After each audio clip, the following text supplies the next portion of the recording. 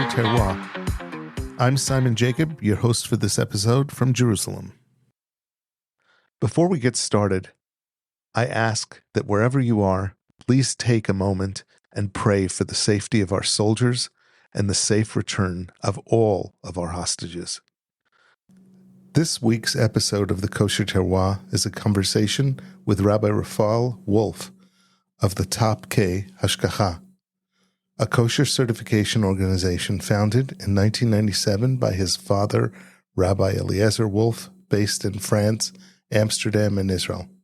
Rabbi Raphael Wolff shares with us the tasks involved in producing kosher wines in one of Europe's highly acclaimed non-kosher wineries. From all the preliminary koshering of vats and barrels to the processing of each and every drop of wine.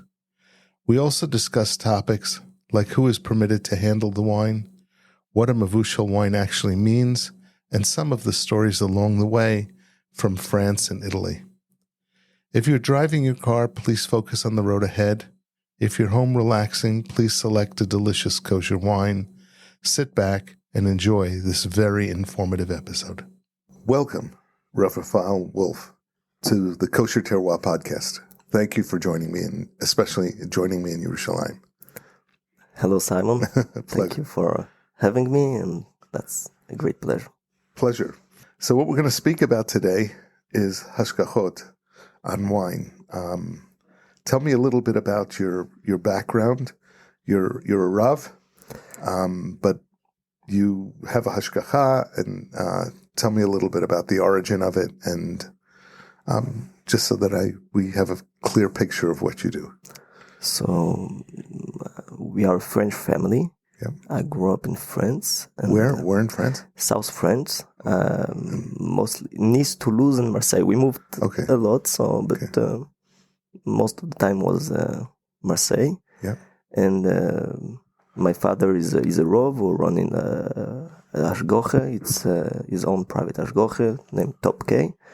And for many years in the winemaking, wine business, and so giving hashgacha for French wines, but also in all other different areas. When you said in other places besides France, do you give hashgacha here in Israel at all? So we got reached by two small wineries to give them hashgacha in Israeli wines for export purposes. They have clients who want a non-kosher in Europe, so they reach us.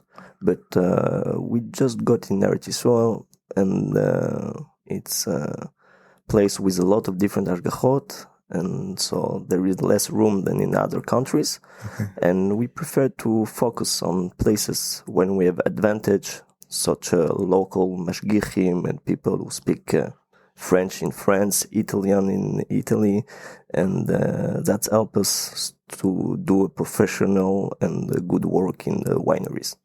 I know you also cover South Africa, in that you provide the hashgacha for ESA.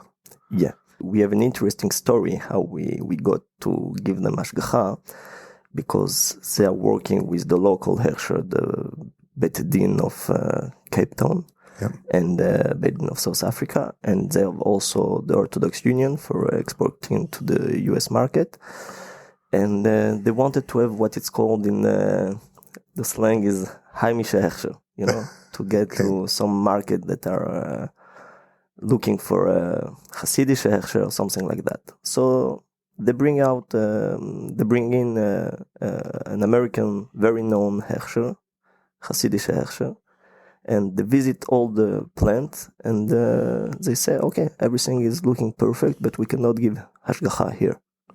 Why?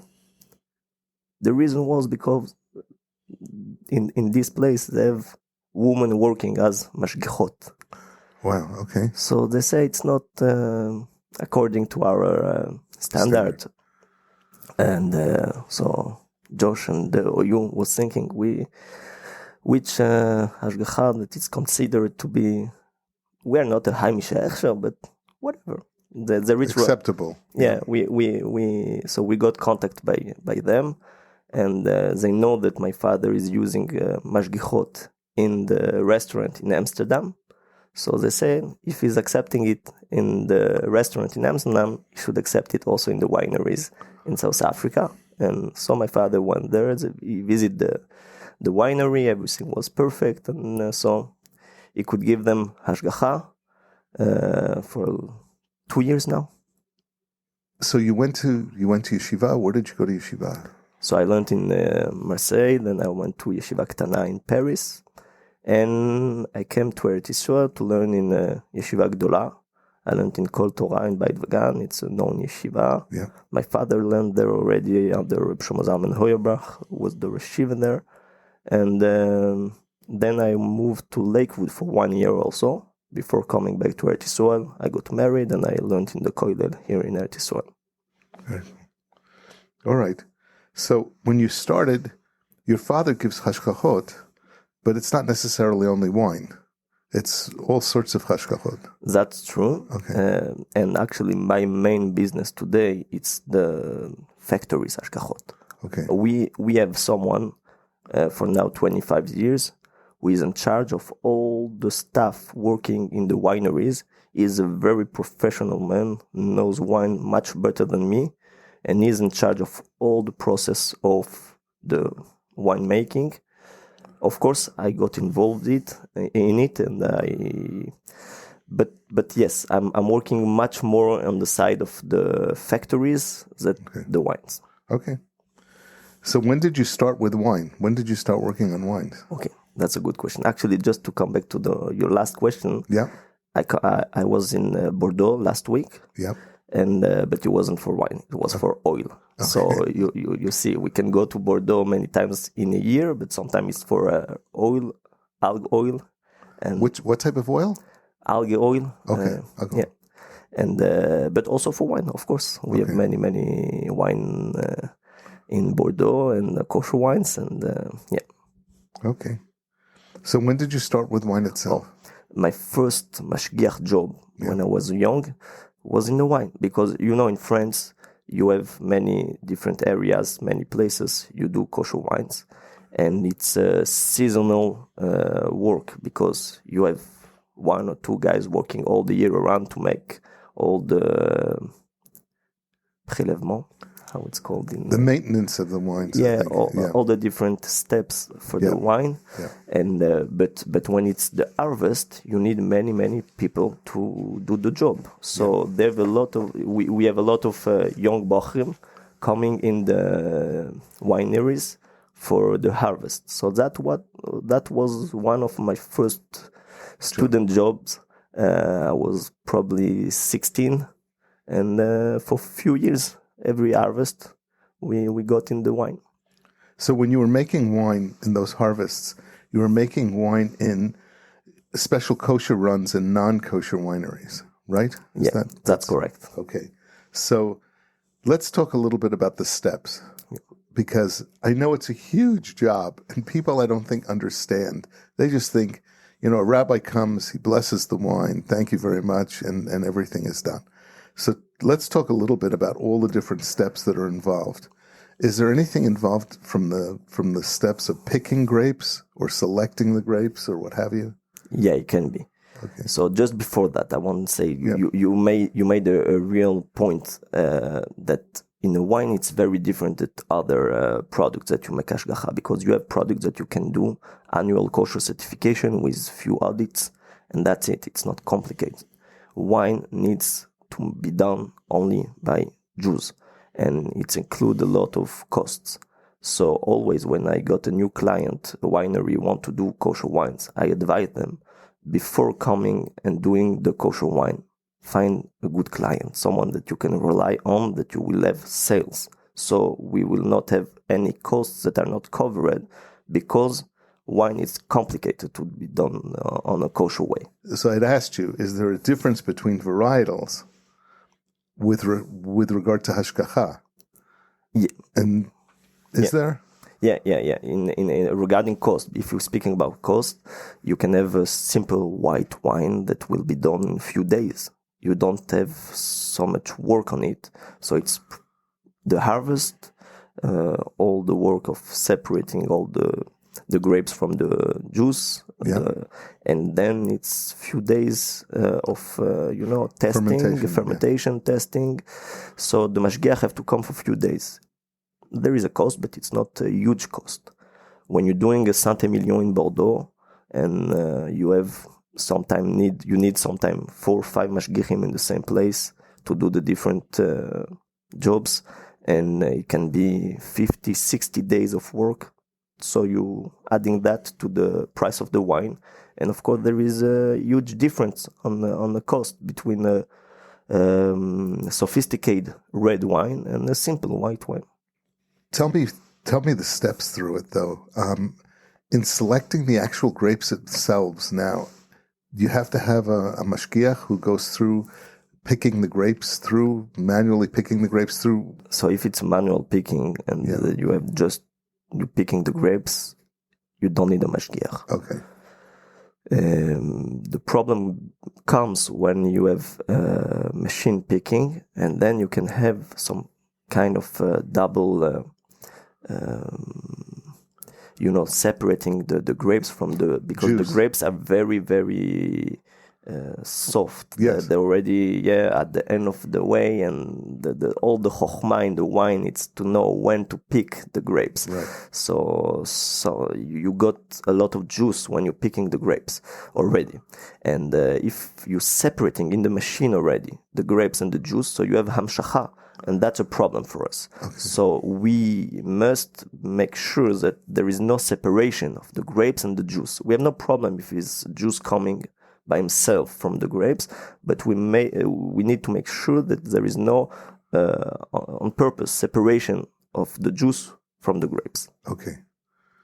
So anytime you're in a situation where it's squeezing the grapes in some way and creating juice on purpose, to like crushing, part of the crushing jobs and what have you, you need to make sure that that's handled by a mashgiach. Yeah, so we spoke now about the picking of the grapes that's in the field. Yeah. Of course, when the grapes arrived to the winery, and we start separating the reasons from the can separate the woods of the grapes. To have all the reasons by themselves. Yeah. So that's already have to be done only by mashgiach. When the grapes arrived to the winery, everyone knows we're not touching nothing, we're not starting any machine. Every different step is done only by a mashgiach who is selected by the hashgacha to do the job. Okay. So that's crushing. Then you have to put it into fermentation vats. Yeah. So all of the transfer of the wines into the fermentation vats all has to happen by mashgiach. Yeah. And we have also a job that we didn't spoke about. Okay. That is made before the picking of the grapes. Okay. It's the kosherization, of course, because we're speaking in a place that is not kosher all the year round. And Chazal made a very complicated rule about koshering the vats of wine. You know that we need to have 3 times milui veirui 3 פעמים. That means we need to fill the vats with water for 3 times 24 hours. Boiling water or regular water? Regular water. Okay. We can do boiling water, but that's bediavad. It's the best way to kosherize vats of wine. The vats where the wine stay. If it's just some kind of pump, how to say that can be kosherized. That just need to be clean because it's used with wine that is not hot, so there is no problem of cross-contamination. If it's clean, it's okay. But places where you put wine to stay in and ferment, or if it's only for aging, every different barrels or places where you put wine and the wine is staying there. So there is a discussion what is the definition of staying, if it's to stay more than 3 days. But when the definition is a place to make the wine staying in, you need kosherization by 3 milui veirui gimel pa'amim. That means You have to fill it and with, empty it 3 times with water. So water. Today water have a huge cost, and of course people are thinking more and more how to save water and not to use water. So that creates sometimes complication with koshering the places. So there is b'diavad we can do with steam, with hot water. We can do kosherization, but the proper way is milui ve'irui gimel pa'amim. And we can do also, the question that we got asked is, can we reuse the water from the first barrel to the second one? Because we need, let's say, 6 different vats to kosherize. So they will ask, we will fill 3, then we will move the water to the 3 others, and we will fill. So we can save water. So actually, Rav Eliashiv said that if you adding some chomer pogem, something that is doing the water not drinkable, you can use you can reuse the water for kosherizing the different other vats. So that can be done. So what sort of thing do you put into it? Any product, even soap? Yeah. Okay. Yeah, but you have to be a strong one that can make the water not drinkable. Okay, got it. Okay. All right. Anything with the vineyard? Because, here in Israel, we make sure of making sure that people aren't growing other things in the vineyard. Kilayim, yeah. Kilayim and what have you. Is that an issue in a place like France? It can be an issue if it's in Jewish wineries. Okay. When it gets to the point where you're filtering it, after the fermentation, you're filtering the wines and what have you, that's also something that has to be totally handled by a mashgiach. Yeah. You mentioned to me before that it's based on moving. Yeah. What? Tell me that again. Okay, so everything that made the wine moving from a place to another is considered something that can make the wine non-kosher. Okay. If it's done by someone who's not approved. Not approved by the Hashgacha. So we need to make sure that, and that's the rule that we have in all the wineries, that only the rabbi touch anything. So that way we can get out of any troubles. So as an example, if you connect pipes between a vat and barrels and what have you, because the wine's moving, it doesn't make a difference whether somebody's touching the wine or not touching the wine. If you're moving the wine within a winery, that's enough to have an issue. Yeah, we have a rabbi doing all the different. He's putting the pipes and he's pressing the button or he's opening the valves. Everything is done by the mashgiach. So if I go, so if I want to taste wine from the vats, they have a spigot where you can turn it on and get wine out to taste it. That's something that a Rav has to do because you're moving wine. Yeah, so the spigot is closed by chotam b'toch chotam. When you go to wineries, non-kosher wineries, and you want to see the kosher vats, you will see that everything is closed by chotam b'toch chotam. That means we have double signs on every opening of the vats. So that means on the top, on the bottom, but also on these special valves where you can extract wine. They have, so you put like Hashgacha tape over all of them. We can put a tape, Hashgacha tape, but we need chotam b'toch chotam. That means we have the mashgiach signing on the tape with letters, so we can know if someone touched the tape, that if it's open, so we can recognize that it was not retape in the same way that it used to be. Okay. So, transferring the wine into the barrels we talked about. We talked about preparing the barrels, sampling the barrels when the winemaker is trying to get samples from the barrels in order to decide what they want to do, whether they want to grade the different barrels or what have you. That's something where they make a request to the mashgiach, and the mashgiach goes and takes the samples from each of the barrels. Exactly. Okay. So there is, of course, the mashgiach klali that have huge knowledge in winemaking and knows what he have to do. But we also have some mashgiachim that working in the wineries that it's a summer job, they don't know exactly what to do.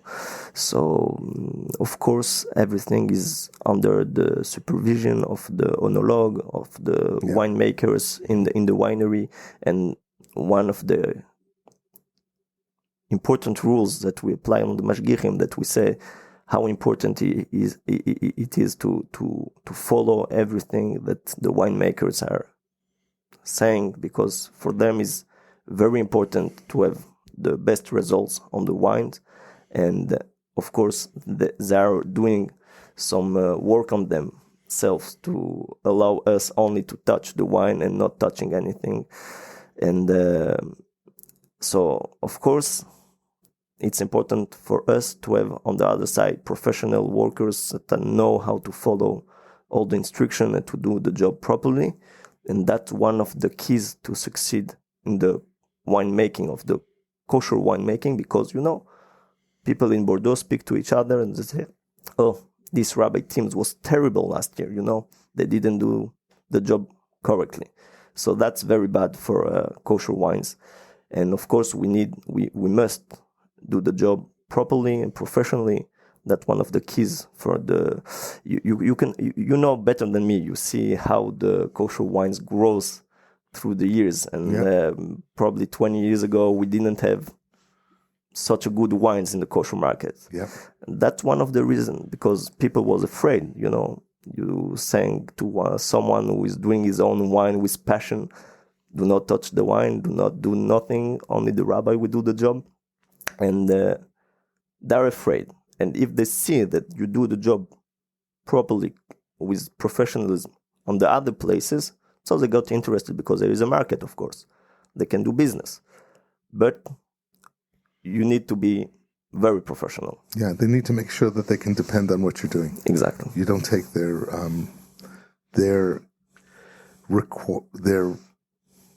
commands lightly, because they're the ones who are in charge of the wine. Exactly. In the end.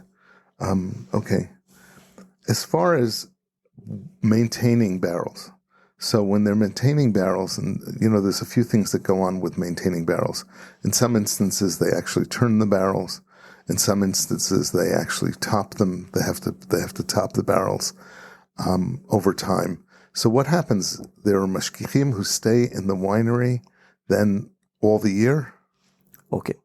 So, of course, the mashgiach it's difficult for mashgiach to stay in the wineries all the year around. Yeah. Actually, in a cheese factory, we had that. We had a mashgiach working in cheese for also the non-kosher cheese. He was an employee of the farmer, and he did the cheese, also the non-kosher one. And when we had the run of kosher cheese, he did the kosher one. So that can happen also in a winery. Mm-hmm. We have also in Italy wineries that it's run by a Shomer Shabbat Jewish, very serious guy, and so he can do the small jobs during the all the year round. He can do by himself. So that can happen, that we have someone available in the winery all the time. But usually it's someone who's close by, and we have mashgiachim in Bordeaux, we have mashgiachim nearby in France, so they can come, they know in this date you need to come to make some samples, in the other date you need to come to do fermentation, you need to, every time they have a schedule, very it's not a fixed schedule, because in wine everything depends of the weather, all the different state of fermentation and how the wine is going, but they know that they can be called at any time to do whatever job they need to do. There is something that I can add. Please. Okay. In the process of kosher wine, we need to make sure that we spoke about professionalism and how important it is for the winemakers. There is a notion in halacha that the winemaker is bahul on his wine. You want to make sure that his wine is doing correctly. And that's the reason why we cannot be, I will say in Hebrew, metair yaino shelakum. We cannot make kosher a wine on a non-kosher winery. You ask if we're doing kosher wine in a non-kosher winery. I said yes, because that's what we are doing. Yes, but go ahead. I'm sorry. Yeah, no, it's not. But that's not allowed by the halacha. You cannot go and do kosher wine in a non-kosher winery. So how we handle that? So the way to do it properly is that you need to buy the wine before that you're doing it. Not all the wine, but part of it. You need to have a down payment for the wine. So the wine is not called anymore a wine that is made on a non-kosher plant because you have part of it. So that's the solution that we have. We make a contract between the winemakers and the client. So he's paying already a down payment for the part of the wine. And that way we can save the problem, the issue of making a non-kosher kosher wine in a non-kosher place. I have an interesting story about it. That's very interesting. I don't think anybody, there are very few people who know about that. Okay, go ahead. So the story was like that. We had 1 year kosher wine in a non-kosher winery. They signed the contract. The client paid a down payment for part of the wine. And then at the end of the year, it was a very bad year for the winemakers in France. So the wine was good. So let's say triple the prices of the wine. Wow. So the winemaker had the client say, I will pay for your wine whatever you want. And he didn't have any more wine, non-kosher, conventional wines. So he said, what he said? Okay, I will give you the kosher wine. He went, he desealed all the kosher wine, and he sold it to his client. Then the client of the kosher wine came and said, what happened? He said, don't worry, I will pay for any damage that you had. I will pay for all the mashgiachim. I will pay for everything. But the wine was the price was so raised up that I couldn't not sell it. Yeah. So they had a dispute. The client said, okay, it's my wine. I paid for it. I had a down payment. I paid for the wine. We had a contract. So they went to court, and the judge said, oh, this sale was only a religious act. It's not a proper sale. It was done only for religious reason. So the winemaker is totally right. It's his wine, and he can sell it. He have to pay for damage, of course. He will pay for the mashgiachim, for the work, for whatever you spend on your side. But it's considered to be his wine. So my father went to Rav Eliashiv. He said, "Nafal binyan." Yeah, we had a heter because of this contract, and if they're going to throw this contract out in court, it destroys the whole basis for how we can do this. Yeah. Okay. So Rav Eliashiv said that the judge is a reversible judgment. He said that way, but maybe another judge, if it was a voted law by parliament, that's a problem. But a decision of a judge doesn't make the halacha to change that way, because there can be a second judge that will say, yeah, it's a contract, it's serious, it's so that's not a problem for us. But it was a very interesting question, It's some details that we can forget about, but are the base of kosher wine for That's really, really interesting. Do you like drinking wine? Yeah. Okay. Do you have a preference? So I'm French. Yeah. And I like French wine. Well, now you're Israeli. So, that's right. My friend. Yeah, that's right. But I have some difficulties to get used to the Israeli wines. Of course, there is great wines in Israel. Yep. There is great wines, and the weather is, Baruch Hashem, there is bracha, special bracha in Eretz Yisrael. But the wood, you probably know what I'm speaking about. They're like the wine, you can feel the barrels Yep. in Israel. And I prefer more smooth wines. And, Softer. Yeah, softer. Softer Yeah. wines. And then like in Bordeaux, they can do very, very high-level wines, but there is something soft in the wine. Of course, not all of them, but I can find that in France easily than in Israel. But of course, I'm living here, so what I'm doing usually, when I'm in Israel, I'm drinking the Israeli wines, and in France, I will drink French wine. Do you know of Israeli wines that kind of follow that taste profile? Do you know of any? Yeah, there is one. So maybe the one that I can think about, Matar. Yep. You know Matar? Sure. Yeah. So this one is So you mentioned Matar up there, Pelter. Pelter. Yeah. Yeah. So they make Matar as their kosher line. The kosher wine. Yeah. Okay. So I don't know the winery. I was close by last vacation, but I didn't step in because I was with all my family and my kids. But yeah, I that's a kind of wine that I can like. Are there any specific people, winemakers or wine owners or people that you've worked with that you've especially enjoyed working with? Okay, so I will mention my guy. It's Rav Eliyahu Kelif. That is for 25 years doing and running all our stuff in the wineries in France. And he's a very professional guy, really. And I always have good comments. I'm going to wineries, speaking with the people there, and they're always very happy with his job. So that's the first guy that I want to mention. He manages the team. Yeah, he manages the team, and he's working also all the year round. I mean, I told you that we have 1, 2, or 3 person working all the year round in the wine, so he's one of them. He's working all the year round in kosher wine.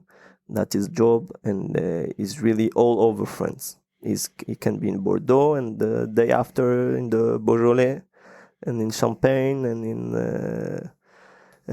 Pays de la Loire, whatever, all around France.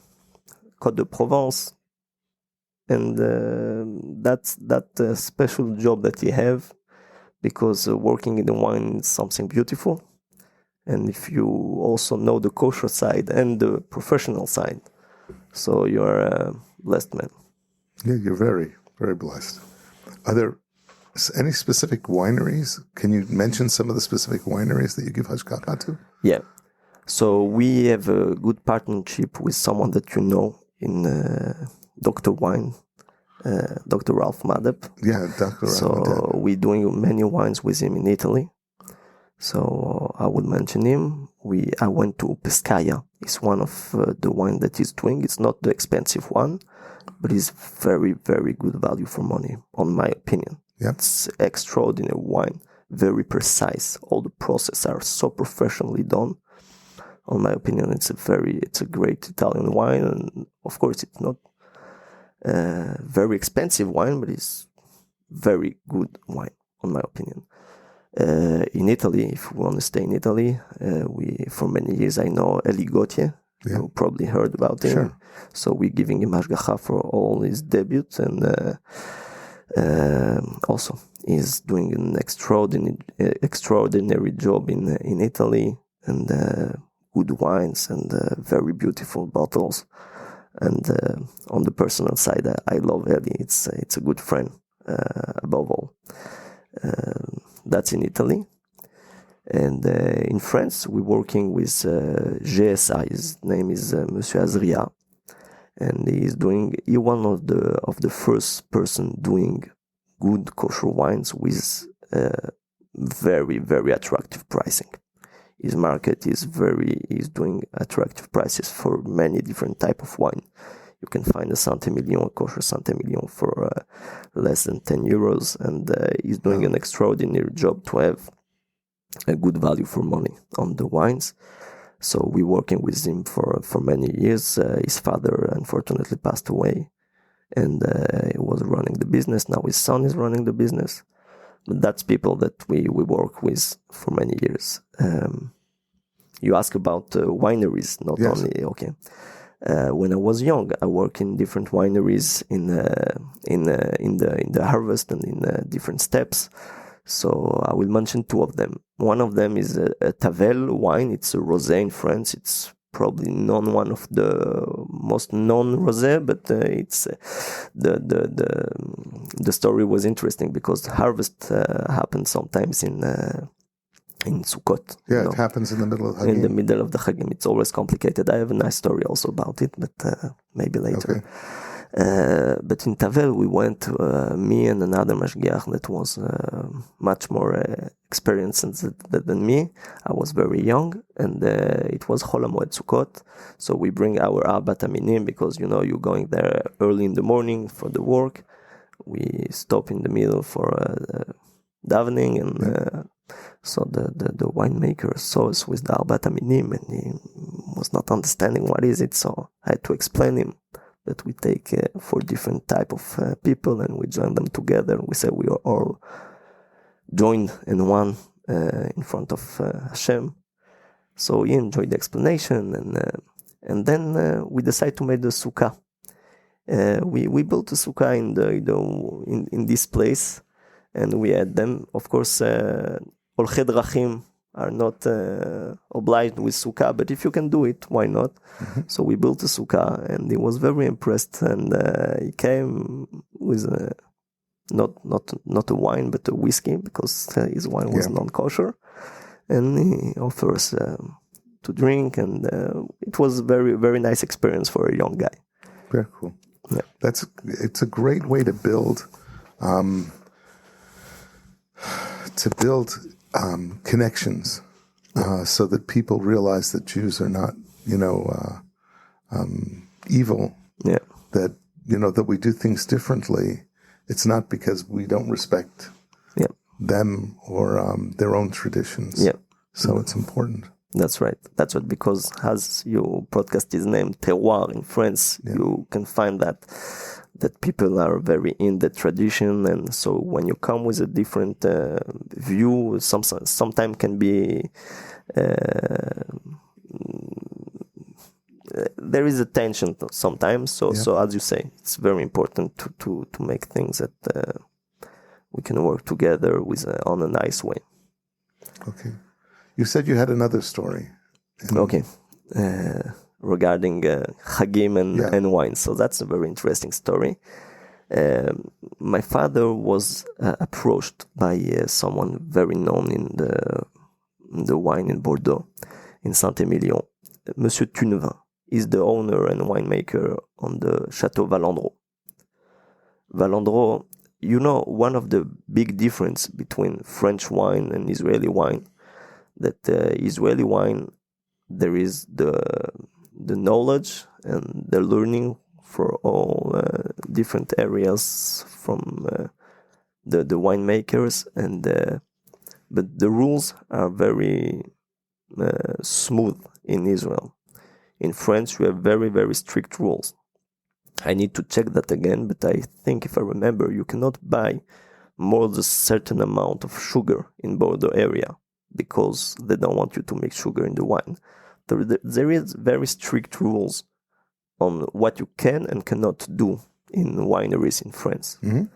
And that's the way that you will get the appellation, what it's called. So Saint-Émilion Grand Cru, the designation. If it's a Grand Cru classé on Saint-Émilion.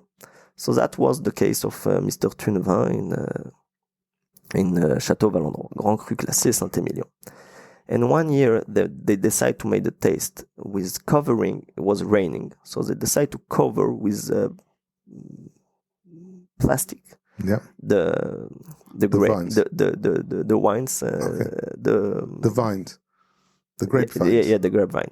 And they cover it to try to see how it can protect them from the raining, because when it's raining, it's taking all the sugar from the wine, from the grapes, and that's very bad for the wine.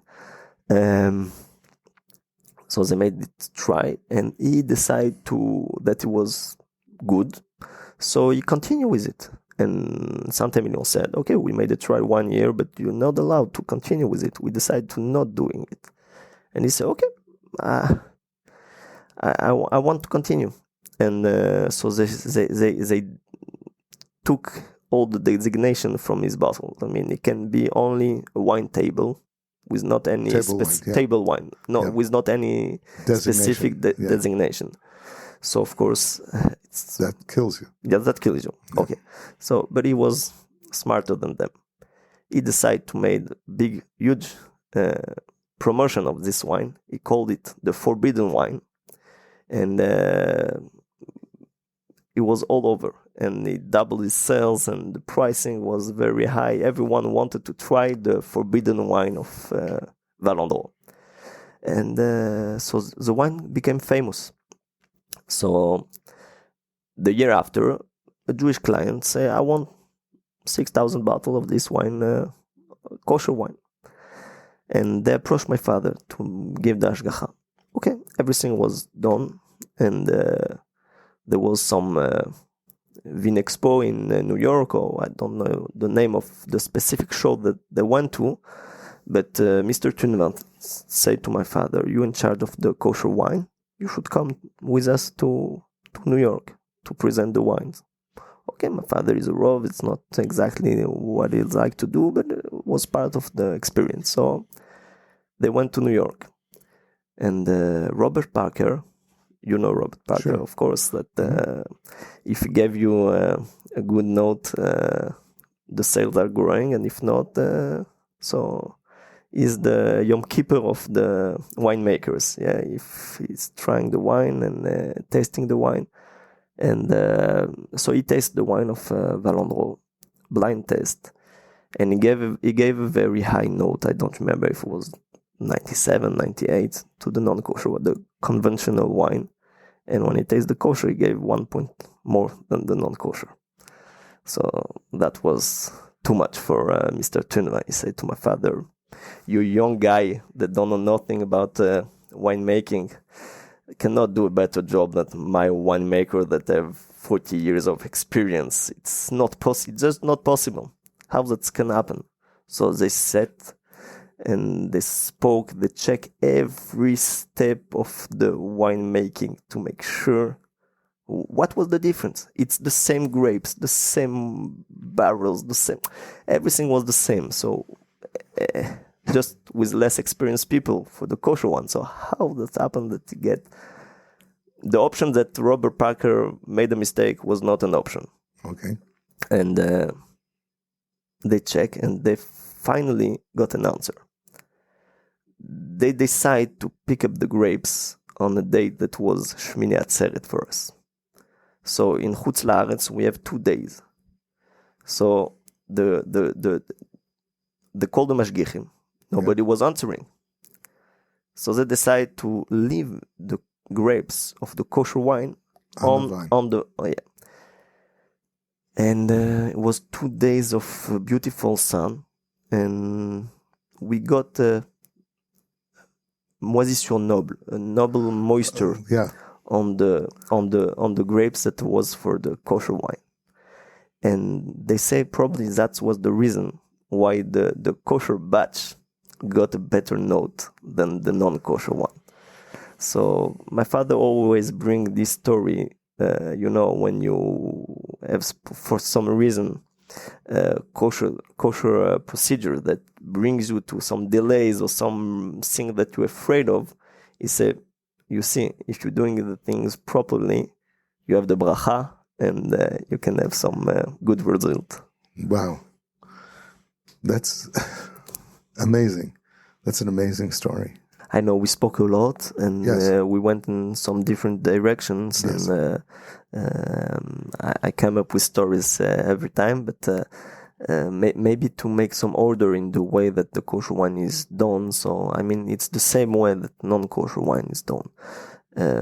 We spoke about the importance of having a mashgiach available all the time. It's from the beginning of the harvest, I mean, when they picking the grapes, until the bottling. I mean, so you also have the different steps coming after fermentation, after filtration. you have the wine is ready. It's an aged wine. If it's in Saint-Emilion, 2 years passed already, and now you coming for bottling. So some wines are bottled in the castle, in the same place, but some wines can be bring in the different areas in France, and there is specific places doing bottling for wine. So every step need to be done under the supervision of the mashgiach. He's in charge, of course, of doing the chotamot on if the wine needs to travel on every truck. In some instances, they'll take the wine and they'll move it in bulk out of the winery to another place in order to bottle it. See, I didn't even think of that, but okay. Yeah, they can do that. And now they're actually transporting these wines to kosher wines to Israel. Yeah.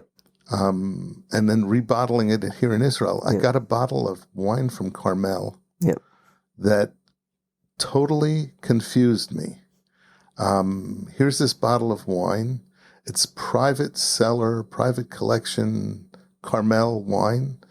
And it's usually in the cheaper brands of wines that you're doing it, but I've never seen such Israeli branding on a bottle.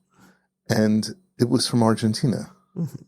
And it's like, wait a minute, hold on a second. Yeah.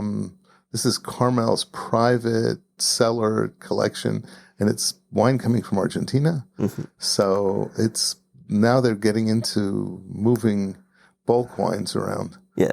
So the Israeli rabbinate, who is in charge of validation for all the Machleket HaYivur, that is in charge of accepting anything coming from outside of Israel to Israel, that is marked as kosher, and not allowing to bring bulks, usually. So that's something that is not allowed all the year round. I know there are some exceptions, but the known one is the Shemitah. So that's the reason we have the year of the Shemitah. So this year there is less wine in Israel. So they're allowed to bring bulks of wine from outside of Israel and bottling here in Israel.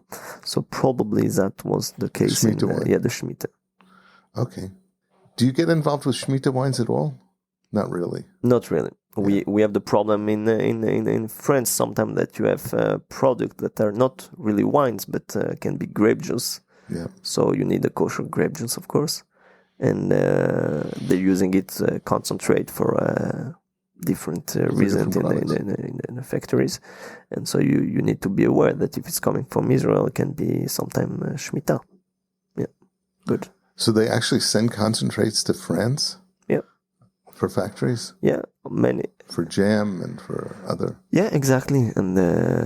If we want to see something also, speaking about Shemitah, you can have Israel drinking a lot of orange juice and different other type of juices. Yeah. But they don't like pulp. So you can have pulp from Eretz Israel sold to be mixed with juice from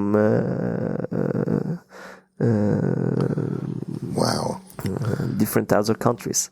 So you can have a bottle that is with Spanish orange juice, but the pulp is coming from Eretz Israel because the pricing of the pulp of Eretz Israel is better than the one of different other countries. So that comes without Hashgacha, and there's no Hashgacha on it anyway. But if it's of a Jew, it can be with Hashgacha, with a term mechira. So that, you need to be careful if you're accepting a term mechira. So you will have no problem. But most of the Hashgachot not working with a term mechira. So you need to be careful that the product that you're getting from Eretz Yisrael, that's something that surprises every time the people that we're working with, that we're saying if it's a concentrated juice coming from Europe, is less complicated than a concentrated juice from Eretz Yisrael. I say, what that's Jews doing BDS. They don't understand why you're doing that. Yeah. Secondary issues that you'd never think about. Nobody thinks about it except people who are involved in the hashgacha and people who are involved in making wine. Yeah. If you're speaking about some things that are very secondary issues, but we need to think about when you're doing hashgacha, you have also barrels that are double jackets because they want to cold or heat the wine during the process of fermentation. So that's not many places are using it, but there are some wineries. Cold fermentation, the people who do cold. Yeah, and so you need to take out the water from the double jacket and change it in order to do kosher wine, because you cannot, if a product stay for more than 24 hours in containers and there is water on the two side of the container. Yep. So there is a cross contamination and the water of the outside of the double jacket become non-kosher. So of course you can say that yain b'mayim b'shishim b'shisho etc. Yeah. But in this case, usually it's the opposite. You have a huge amount of wine in the containers, and the water outside is much less. So there is this kind of issues that are secondary issues, but you need to come and think about it when you're doing all the kosher steps for wineries. What about things like glycol? They're not water. They have glycol that flows through in order to cool and heat.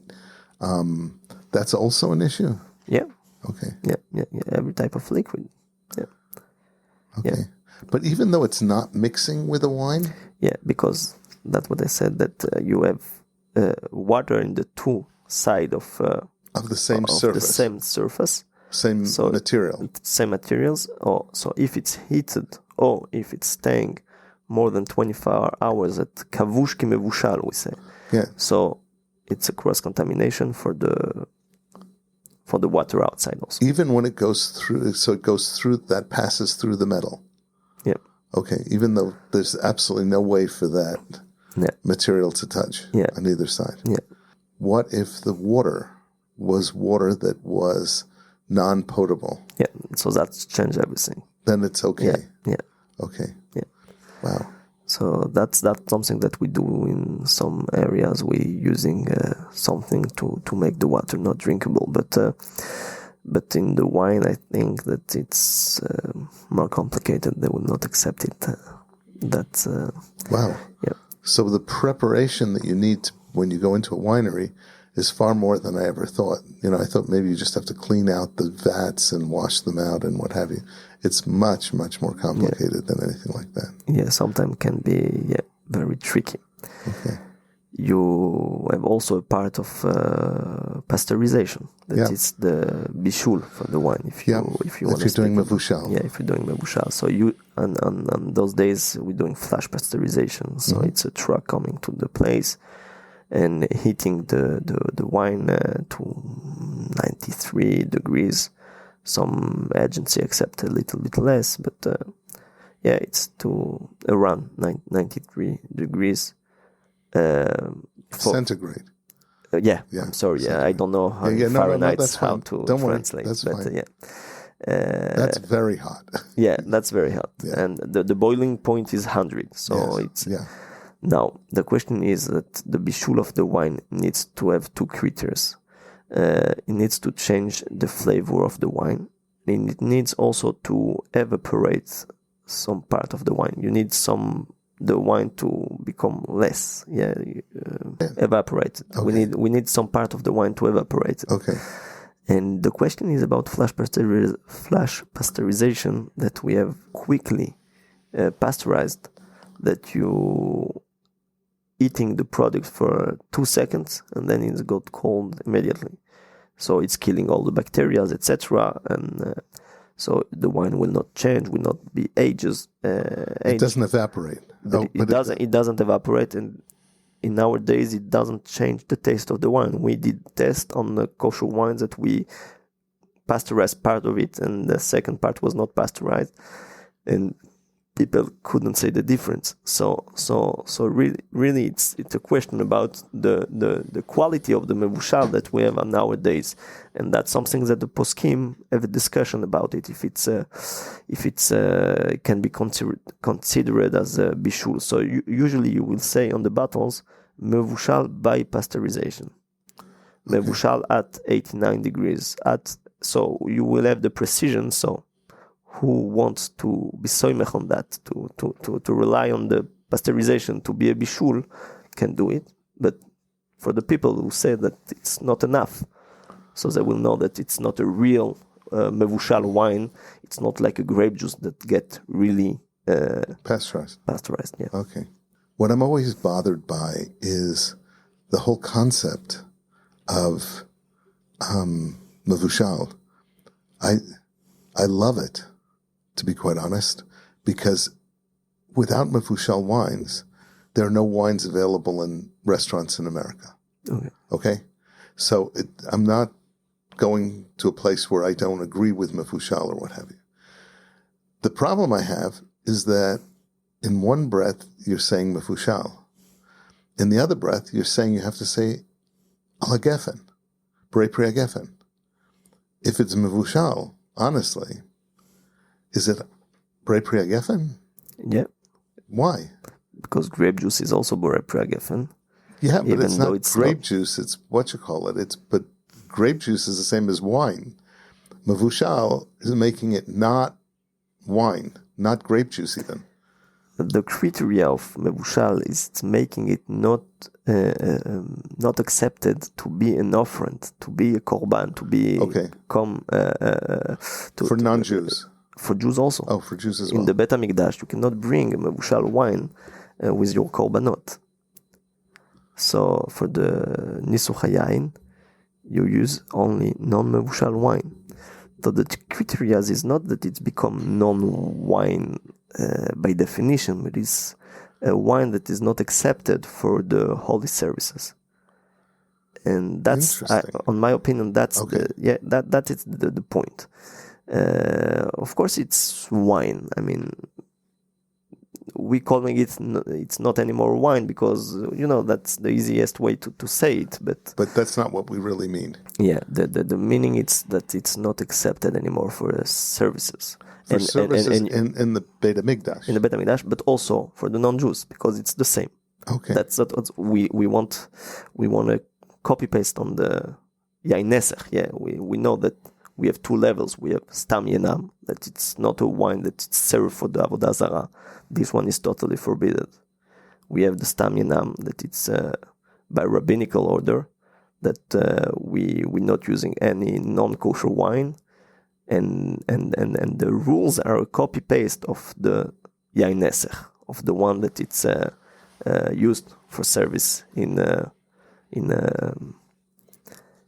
for the Avodah Zarah. For Avodah Zarah, okay. Wow, I didn't even. So we feel that what we used for Avodah in the Bet HaMikdash was the same type of product that they would use in their for Avodah Zarah. So as soon as we make it not usable for in the Beit HaMikdash, it becomes something that we can use, I guess. But that's okay. But Stam Yenam, it will not be used for the Avodah Zarah. That was okay. Yes. So you have no reason to worrying about. All what we're keeping nowadays, it's regarding Stam Yenam. We have the Rama said that nobody is know how to do Nisuch Hayayin nowadays. Right. So there is no real Avodah Zarah in the wine today. But everything that we're keeping is regarding Stam Yenam. Just that the rabbis decide that the halachot, all the rules of Stam Yenam, will be a copy-paste of the wine that is a Yain Nesech. So that's the reason why we have very similitude in the rules between the two wines. But one, it's from the Torah, and the second one is a rabbinical order. Okay. And just it's the same rules and the same criteria on the kosher wine. Very stamp. interesting. Very cool. All right, thank you. Thank you for clarifying that. That really even clarified it for me. I didn't think I was going to need a clarification, but it does. It helps. It helps tremendously. All right, I've taken over a lot of your time, so I really want to say thank you very much for being here, for being on the Kosher Terroir, and Toda. And I look forward to speaking to you again in the future with more questions with God's help. But thank you for all of the wines that you've been bringing in that are just amazing, especially with Dr. Ralph. Thank you, Simon. Thank you for having me. It was really a pleasure for me. Pleasure for me. The conversation was good. I hope that I didn't speak too much, but yeah. I'm happy you spoke too much. It's good. Thank you very much, and hope to have a long discussion with you in the future. Toda. Shalom u'bracha.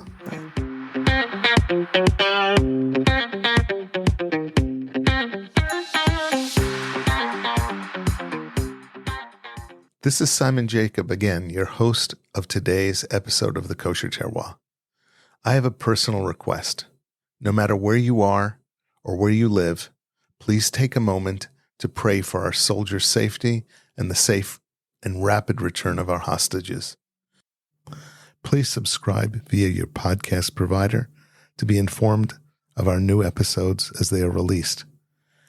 If you're new to the Kosher Terroir, please check out our many past episodes. And thank you for listening to the Kosher Terroir.